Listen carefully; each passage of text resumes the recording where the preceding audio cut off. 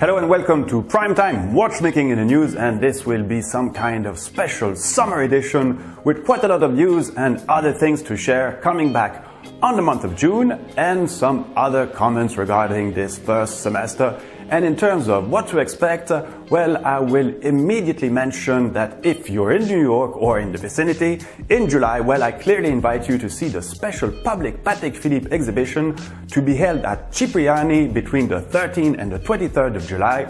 I had the chance to see this exhibition last year in London, and if you like Patek or simply watchmaking, well, you will be served, as this exhibition showcases timepieces from Patek Philippe Museum as well as contemporary timepieces, but also watchmaker and artisans demonstrations. So just enjoy.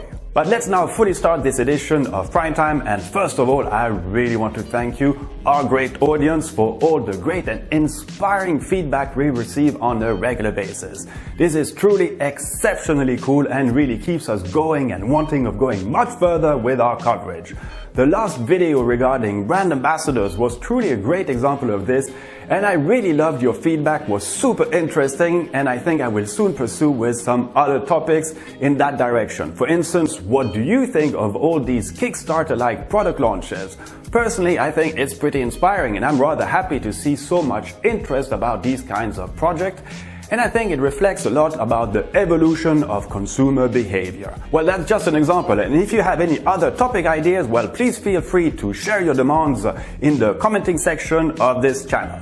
And coming back on this ambassador video, and just to be clear, and since I did receive quite a few messages regarding my apparent unappreciation of David Beckham, well, I did like him as a footballer, but then, well, you see what I mean. Anyhow, since the beginning of the year, we've averaged more than 500,000 video views per month. Yeah, that's pretty cool. And view time keeps going up, and most importantly, you are now almost 60,000 subscribed to this channel. Very, very cool. And, oh, I have to add, the number of likes versus dislikes is really way up there with a ratio of 33:1. This makes us super proud. Can't thank you enough. And when I say that this is inspiring, well, I really mean it, because sometimes the lack of support or esteem we get by some players of this industry can feel a little bit frustrating, and I will give you a quick example of this. So, well, the other day, and well, it was my birthday, so quite a nice present.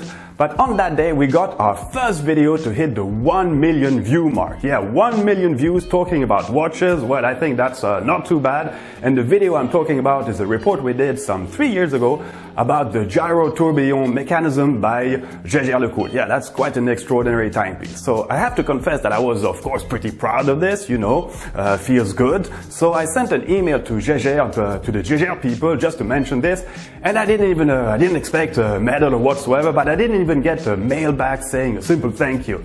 Well, with hindsight, even an auto reply would have been nicer. Well, it's just an example of among others. I find it a bit frustrating or saddening, but it won't undermine my enthusiasm for this art. But in a context getting more and more difficult for most brands, I seriously think that all efforts made in trying to maintain some kind of interest or hype should be appreciated or taken at least into consideration. The days of these ivory towers are over, and I've already shared my thoughts on the fact that the watchmaking pie is getting smaller and smaller. And even if we go back to production numbers seen 10 or 15 years ago, well, it's already pretty damn good when we're talking high-end watchmaking. One of the main problem I see actually today is with the antagonistic interest of some shareholders of publicly traded companies drooling on dividends and share prices in comparison to the precise reality of the market shift added to some serious turnoffs or challenges. There's something that clearly doesn't work anymore in this equation. Rules of the games have changed, and everybody needs to adapt. In the first hand, too many people, meaning customers or potential customers, have the feeling that they've been kind of abused over the years by ever-increasing product prices for no reason, and there was no particular reasons. Or sometimes these price increases were reflected in a huge marketing presence, and maybe a bit too much present actually. I've always said that if watchmaking was only seen through the marketing prism, then it exposes itself to the phenomenon of trends.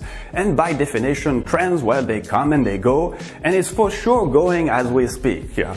So not for me, and you know this, and watchmaking has always gone through cycles, but it definitely shouldn't be seen as a trend. It's a craft and should be appreciated as such. And I say this in a context where for many people there is also the questionable functional reason of being of a mechanical watch in this digital world. And I'm not even talking about a younger generation born in the midst of it.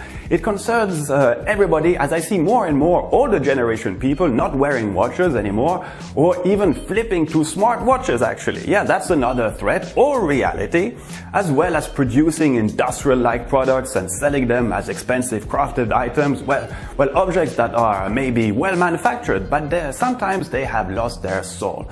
So all in all, times have changed, and what worked before doesn't necessarily work today, but to have a mechanically driven time-telling machine on your wrist will for me always mean something very special and poetic.